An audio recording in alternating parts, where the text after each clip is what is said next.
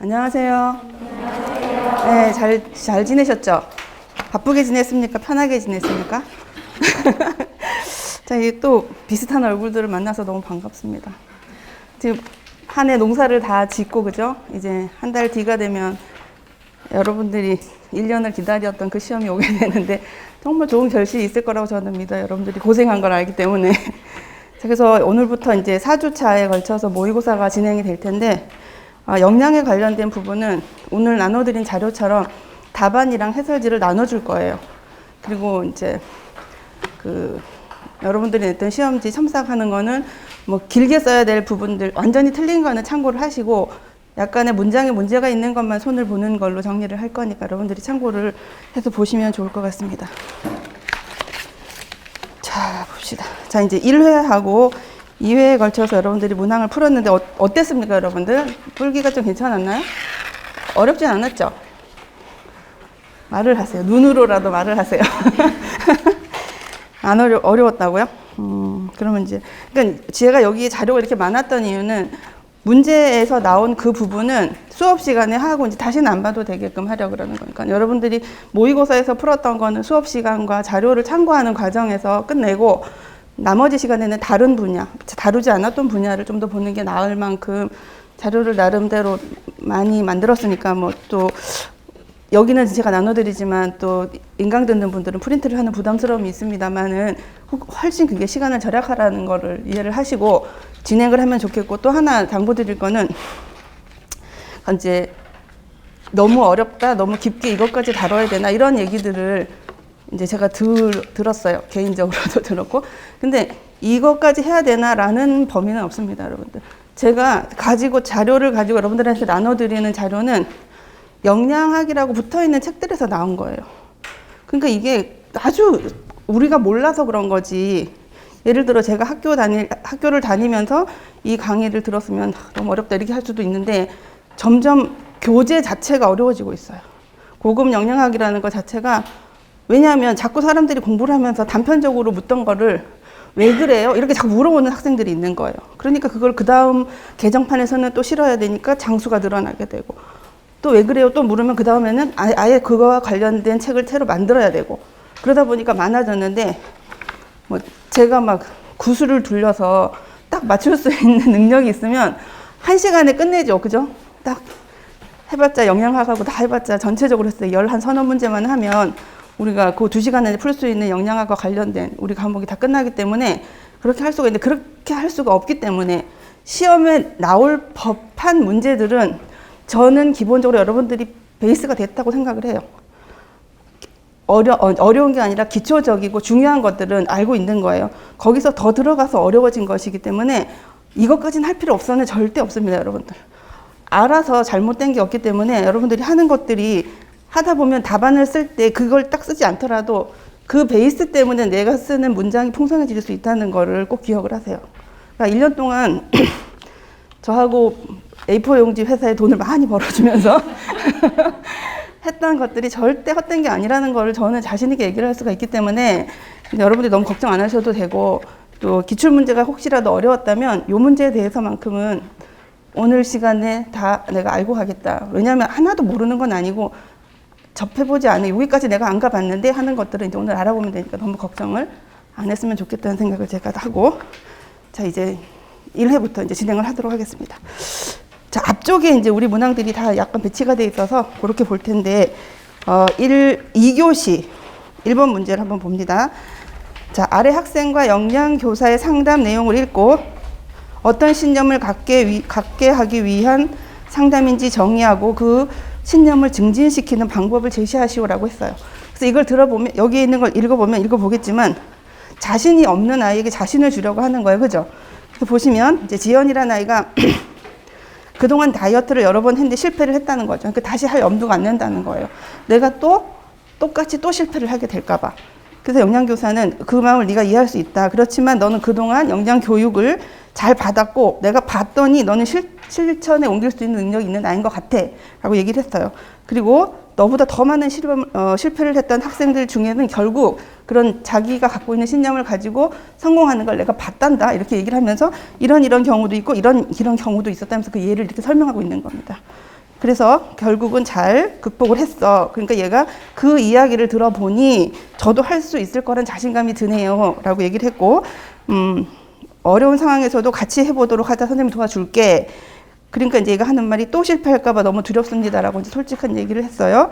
그러니까 이제 교사가 네가 할 수 있는 부분부터 조금씩 시작해 보면 너는 틀림없이 성공할 수 있을 거야 라고 얘기를 했고, 작은 변화라도 조금씩 성취감을 느껴본다면 실패의 경험으로부터 넌 벗어날 수가 있어 라는 얘기를 했어요. 그러다가 너무 힘들면 어떻게 하죠? 라고 얘기를 했더니, 그러면 우리 다른 방법을 찾아보자. 너무 부담 갖지 말고 편한 마음으로 시작하기로 하자 하면서 이제 훈훈하게 대화가 마치고 아이가 행동에 옮기려고 하는 것까지 왔다는 거죠. 그럼 여기에서 기억부터 디귿에 해당하는 방법에 대한 것들 우리가 물어볼 적에, 기억은 지금 이거 전체는 우리가 알고 있는 영양 교육에서 배웠던 여러 가지 단어들이 있었어요. 신념이라든지 어떤 개념이 있었는데 그것 중에 무엇을 증가시키기 위해서 이거를 진행하려고 하는 걸까? 답안을 보면 답이 나와 있습니다만은 자아 효능감이라고 볼 수가 있는 거죠. 자아 효능감을 증가시키기 위해서 이런 대화가 지금 진행이 되고 거기에 초점을 맞춰서 선생님이 계속 얘기를 하고 있다라고 볼 수 있습니다. 그리고 여기에서 3가지 경우를 들었어요. 그것이 바로 이 자아 효능감을 증가시킬 수 있는 이론적인 배경에서 우리가 다뤘던 그 부분인데 무엇인지를 여기서 설명하고 있습니다. 첫 번째는 예를 들어서 얘가 어떻게 하는 이렇게 한 적도 있고 이런 애는 이랬는데 이렇게 한 길도 있었어 라고 얘기했던 거는 자아 효능감을 증가시킬 수 있는 방법 중에 뭐에 해당이 될까요? 어떤 걸 우리가 자아 효능감을 증가시키는 방법이 있어요. 여러분 요 답안을 보지 말고 그러면 뒷장에 바로 옆에 있네. 상담 과정에서 이제 재발이라는 것인데 쭉 진행을 하다가 여기에서는 여기 보면은 이렇게 해서 아이가 자꾸 재발을 하면서 자아효능감이 떨어지는 거에 대해서 극복하는 과정을 여기다가 적용을 한 거라고 이해를 하시면 돼요. 그랬을 적에 옆에 오른쪽에 보면은 고위험 상황에서 가지게 되는 왜곡되고 부정적인 생각이나 낮은 자아효능감이 재발을 일으키게 되고 두려움을 없게 만들어진다라는 거죠. 거기에서 할 수 있는 것이 새로운 행동을 답습을 한다, 인지의 재구성을 한다, 자아효능감을 증진시키는 것이 있는데 이 중에서 자아효능감을 증진시키는 것이 동그라미 1, 2, 3번이라는 뜻입니다. 그래서 보면 특정 식행동을 스스로 해보고 성공 경험을 축적시키는 것 하나는 모델링, 하나는 설득이라는 것이 있어요. 3가지로 구분이 되는데 요 기억, 니은, 디귿이 이 3개 중에 어디에 해당이 되는지를 적으라는 얘기입니다. 그죠? 그랬을 적에 기억은 예를 들어 그렇죠. 뭐뭐가 있고 또 이런 경우도 있고 다 잘 해냈어 라고 했던 것은 이 3개 중에 뭘까요? 모델링에 해당이 되는 겁니다. 모델링에 해당이 되고 그 뜻은 대리 경험을 통해서 할 수 있다는 생각을 하게 하는 것이고, 두 번째, 네가 처음부터 크게 하지 말고 작은 것부터 하나 성공하고 그 다음에 또 계획을 작은 걸 해서 또 성공을 하고 자꾸 성공 경험을 축적을 하게 되면 실패에 대한 두려움이 없을 거야 라고 얘기를 한 겁니다. 그럼 이것은 성공 경험의 축적이라고 볼 수가 있는 거죠. 스스로 행동을 해보면서 성공 경험을 축적하는 방법으로 지금 무엇을 올리려고 한다고요? 자아 효능감을 올리려고 하는 과정입니다. 그 다음에 3번째는 힘들 때는 선생님이 도와줄게, 너무 하지 말고 천천히 잘 해보자 이렇게 하면서 아이를 설득하고 있어요. 말로써. 설득 과정이라고 보면 됩니다. 상담자가 말로 내담자가 안심할 수 있도록 설득하는 과정입니다 라고 정리를 하는 거죠. 그죠? 그래서 이것과 관련된 거를 추가라고 하는 이름으로 다른 양상으로 우리가 문제를 접할 수 있으면 어떤 답이 나올 수 있는지를 오른쪽 편에 추가 1이라고 하는 것. 그러니까 추가 1이라는 것은 1번 문제에서 추가로 문제를 더 풀어보겠다는 걸로 이해를 하시면 돼요. 앞으로 나오는 자료들에서도. 그래서 예를 들어서 운동과 명상, 스트레스 관리법을 배우고 연습하는 것은 이거는 자아 효능감에 대한 것만 얘기하는 게 아니고 위쪽에서 재발이라고 하는 시스템 전체를 보면서 우리가 답을 한번 써보려고 하는 거예요. 그래서 운동과 명상, 스트레스 관리법을 배우고 연습한다라고 하는 것은 재발하지 않게끔 하기 위한 어떤 방법을 하나 찾으라는 거죠. 이 중에서 뭘까요, 이거는? 새로운 행동을 답습을 하는, 연습을 하는 거예요. 내가 뭔가 먹고 싶을 때 냉장고로 가는 게 아니고 난 나갈 거야. 산책을 하러 갈 거야. 음악을 들을 거야. 아니면 전화를 해서 수다를 떨 거야. 라고 하는 또 다른 방법들을 이제 한다라는 뜻으로 이해를 하시면 되고, 두 번째, 자기 방어적이고 긍정적인 생각으로 바꾸어주며 독백을 통해서 연습하고 확인하도록 하는 과정이다. 이거는 인지의 재구성이죠. 나는 괜찮아. 예를 들어서 우리가 교재 같은 데 보면 난 이것도 못했어. 난 이걸 결국 또 먹고 말았네. 이렇게 하는 것보다 3개가 있었는데 내가 1개만 먹었으니까 정말 잘한 것 같아 하면서 나를 보호하려고 하는 자기 방어적인 생각으로 바꾸면서 긍정적인 마인드를 할 수 있게끔 도와주는 것은 인지의 재구성이다라고 볼 수가 있는 겁니다. 그다음 3번째, 어떤 특수한 상황에서 자신이 적절한 행동을 취할 수 있다고 믿는 자신에 대한 신념을 우리는 자아효능감이라고 얘기를 하는 거죠. 그 다음에 4번째, 내담자에게 물어보아 쉽게 할 수 있는 일부터 시작하고, 그러니까 여기서는 자아효능감을 일으키게 하기 위해서 우리가 했던 것 중에 성공 경험을 축적하려고 하면 물어서 해야 돼요. 여기까지 할 수 있겠니? 너 여기까지 할 수 있어? 물어서 오케이 하면 하는 거예요. 그게 정말 1cm밖에 안 되는 발전이라 하더라도 해봐 하고 되면 많은 칭찬을 해주는 게 필요하다라는 얘기입니다. 다시 읽어보면요. 내담자에게 물어보아 쉽게 할 수 있는 일부터 시작하고 성공 시 많은 칭찬이 도움이 되며 이러한 성공 경험이 축적이 되면 과거의 실패 경험에서 조금씩 벗어날 수 있고 무엇도 높아진다? 자아 효능감도 높아질 수 있을 것이다. 5번째, 이제 위에서 우리가 모델링이라는 걸 했는데 방금 우리가 봤던 모델링은 선생님한테 들었어요. 네 친구 누가 어땠어? 이런 것도 들었고, 그것 말고 모델링은 이렇게 보면서 따라하고 싶어지고 나도 저렇게 해야지라는 것도 있을 수 있죠.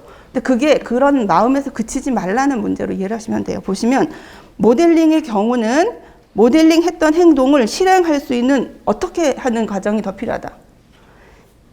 자기가 해보는 기회를 제공하는 게 필요하다라는 거예요. 그래서 답은 기회를 제공받는 것. 기회를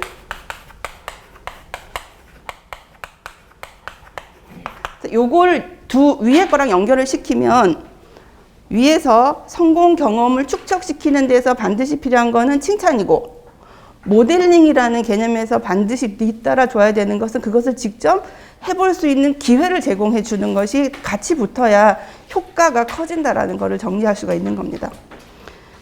그럼 6번째, 내담자가 새로운 방법에 대한 답습이 도저히 이루어지지 못하고 거부 반응을 보일 때, 요거는 위에 있는 예시와는 다르게 우리가 답을 써볼 텐데 전혀 말을 듣질 않아요. 그랬을 경우에 우리가 할 수 있는 것은 뭐가 있을까? 손예진하고 현빈이 주연했던 영화. 영화를 안 보는군. 여러분들, 캐비야. 너 나왔다, 영화 본 사람. 협상. 협상이라는 게 있어요. 그러니까 저는 죽어도 이걸 못해요. 그러면 너 이거 채소를 안 먹을 것 같으면 뭐 김치 중 깍두기를 한번 먹어볼래? 네가 그걸 안 먹으면 요거라도 먹도록 해보자. 뭐 야채나 이런 거 죽어도 안 먹. 저는 생음식을 싫어요. 그럼 삶아서 한번 줘볼게. 먹어볼래? 이렇게 서로 소통하면서 협상해 가는 과정은 도저히 이게 토의라든지 어드바이스가 되지 않을 경우에는 이제는 딜을 한다는 거예요. 너 이렇게 하면 내가 이렇게 해줄게. 너 이거 못해? 여기까지는 내가 봐줄게. 다음 주에는 여기까지 한번 해볼래? 예전에 제가 수업 시간에 얘기했던 것처럼 아이가 어떤 아이가 비만한 아이가 왔다 그랬죠. 그 아이가 굉장히 많은 경험이 있기 때문에 자기가 들어가면 선생님이 할 말을 이미 알고 있어. 뭐 학교 선생님, 보건소 담당 뭐 이런 걸 다 거쳐서 와서 종합병원에 왔단 말이에요. 그랬을 때 선생님이 말을 해도 얘는 다 알아 이미. 어떻게 선생님이 말을 할 건지. 그랬을 적에 그 선생님이 뭐라고 했냐면 선생님이 오늘 교육 안 할게. 그 대신에 다음 올 때까지 탄산음료만 안 먹고 오기로 하자. 그것만 약속하면 집에 가도 돼. 그래서 오케이를 했다는 거예요. 그리고 한 달 뒤에 왔는데 얘가 살이 빠져왔다는 거지. 그러면 그런 식으로 이제 딜을 하면서도 얘가 그러면 한번 우리가 얘기했었던 것처럼 성공의 경험을 얘가 축적을 했죠. 정말 작은 걸 한번 해봤더니 됐다는 거예요.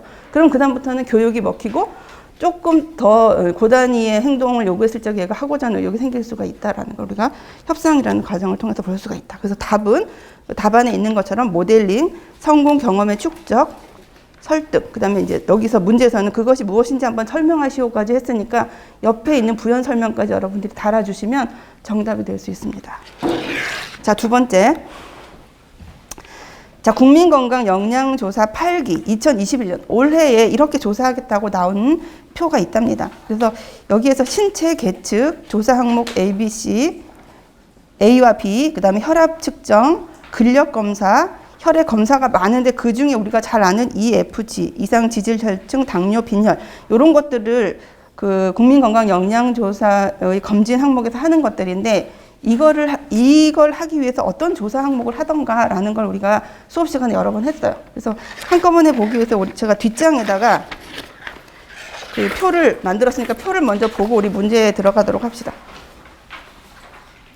먼저 정리할 거는 국민건강영양조사는 조사하는 그 카테고리, 군이 3개예요. 하나는 검진조사이고, 하나는 건강설문조사이고, 그 다음은 영양조사입니다. 우리가 항상 영양조사에 대한 건 굉장히 많이 했죠. 근데 우리가 영양 판정도 했고, 여러분들이 식사요법 같은 것들도 했기 때문에 검진 결과에 대한 부분도 알아야 될 필요가 있다고 생각을 해서 제가 이제 요거 자료를 준비를 했는데, 검진조사에서는 비만 쭉 이런 질환들을 할 것이고, 설문지 조사 우리가 수업 시간에 봤던 굉장히 많은 내용들이 있어요.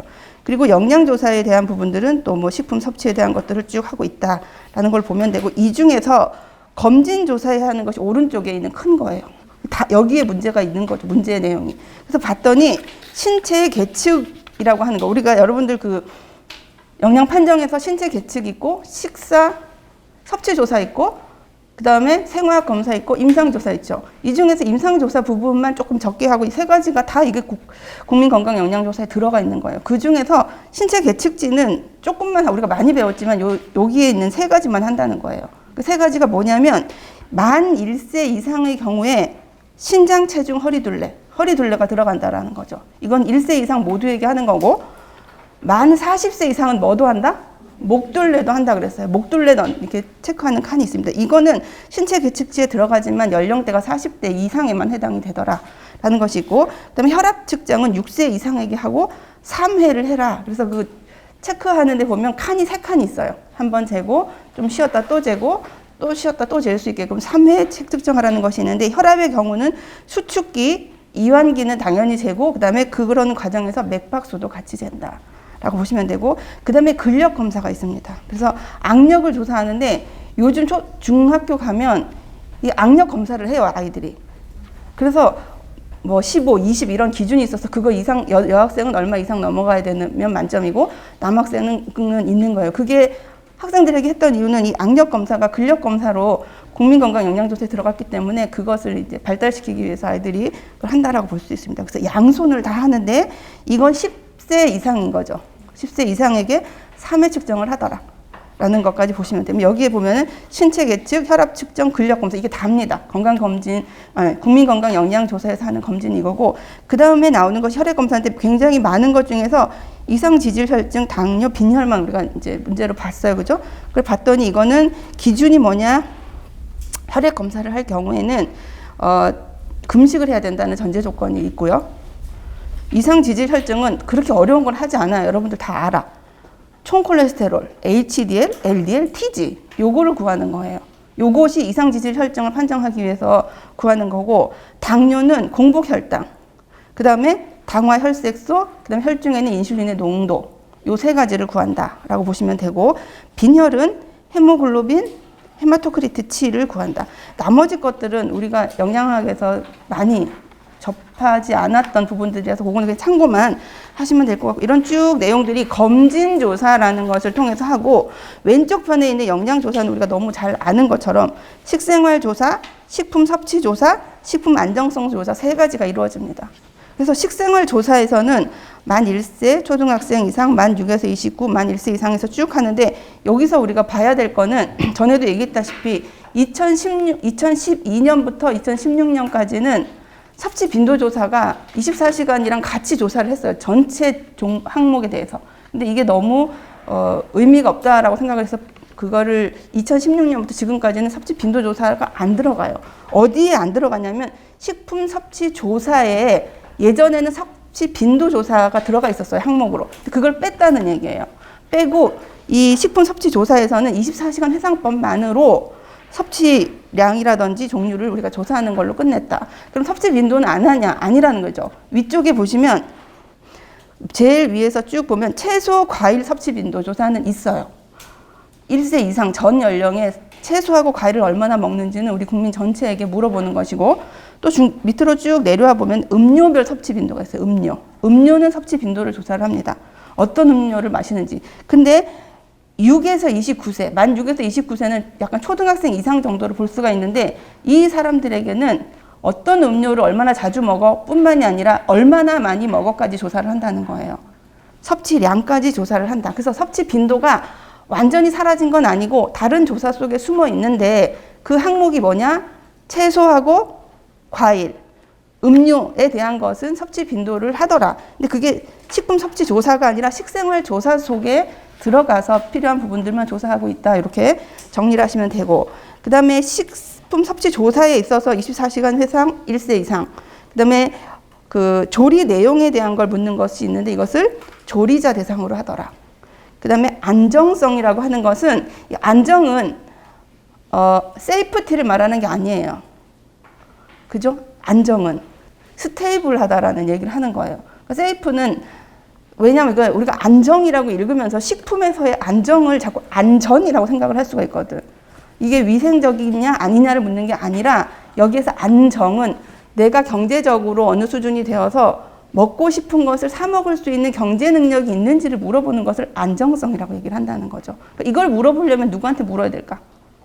구매자에게 물어야 돼요. 그래서 옆에 봤더니 식품 구매자에게 물어본다라고 해서 영양조사는 식생활조사, 식품 섭취조사, 식품 안정성 조사 세 가지로 나누고 있구나라고 이해를 하시면 되고, 그래서 2번 네, 답을 여러분들이 보시면 뭐 여기 다 적혀 있지만 40세 이상의 경우 신체 계측치에 특이하게 적는 거 우리 한번 적어보자고 제가 그것만 빈칸으로 했어요. 밑에 하나랑. 뭡니까? 목둘레가 있었죠. B 답안에. 목둘레라고 쓰시면 되고, 그 다음에 E에 해당하는 이상 지질 혈증은 아까 네 가지 얘기했었어요. 총 콜레스테롤, HDL, LDL, 또 TG 이 네 가지를 조사를 한다. 나머지는 표를 더 참고하시는 게 좋을 것 같고, 자, 그 다음에 3페이지로 잠깐 넘어가서요.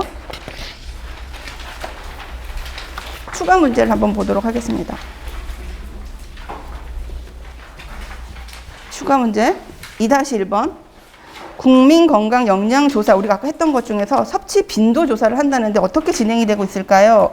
만 1세 이상의 경우에 진행하는 식품 빈도는 무엇? 채소, 과일 섭취 빈도를 조사합니다. 그 아이들에게 있어서는.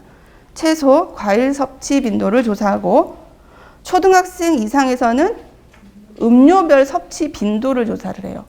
음료별 섭취 빈도. 그 다음에 아까 얘기했다시피 6에서 29세는 섭취 빈도뿐만이 아니라 1회 섭취량이 얼마인지도 같이 조사를 한다라는 거를 참고하시면 될 것 같습니다. 그래서 1번은 채소, 과일 섭취 빈도, 이 옆에 표에 다 있으니까 참고하시면 돼요. 두 번째는 음료별 섭취 빈도, 세 번째는 음료 섭취 빈도 및 1회 섭취량이라고 볼 수가 있고, 자, 2-2번 국민건강영양조사의 영양조사 항목 중 어떤 조사는 그 조사자가 어떤 사람이고 내용으로 우리가 이제 찾아내야 돼요. 내용은 식생활 형편에 대한 조사입니다. 두 가지로 구분해서 묻고 있는데, 하나는 가구 전체 상황을 묻는 문항이 몇 개가 있고요. 또 하나는 그 가구 내에서 1에서 18세에 있는 아이들의 식생활 형편에 대한 문항으로 나타나 있어요. 두 개로 나누어져 있습니다. 이거는 조사가 무슨 조사일까요?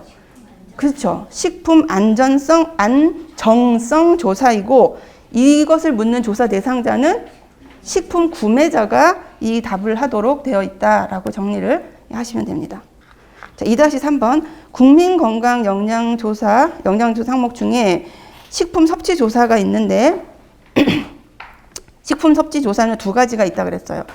하나는 몇 세 이상의 대상자에게 하는 만 1세 이상의 대상자에게 1일 전 섭취한 음식의 종류와 섭취량을 어떤 방법으로 24시간 회성법을 이용하여서 조사를 하는 한 가지 조사 방법이 있고, 두 번째는 조사 1일 전 가구에서 섭취한 음식에 대한 조리 내용을 조사하는 것은 조리자를 대상으로 하는 거다 라고 해서 우리가 직접 조사에 참여하진 않았지만 조사 항목에 대한 걸 우리가 한번 살펴볼 수가 있었습니다. 다시 한번 넘겨서요. 5번으로 쭉 넘어가겠습니다.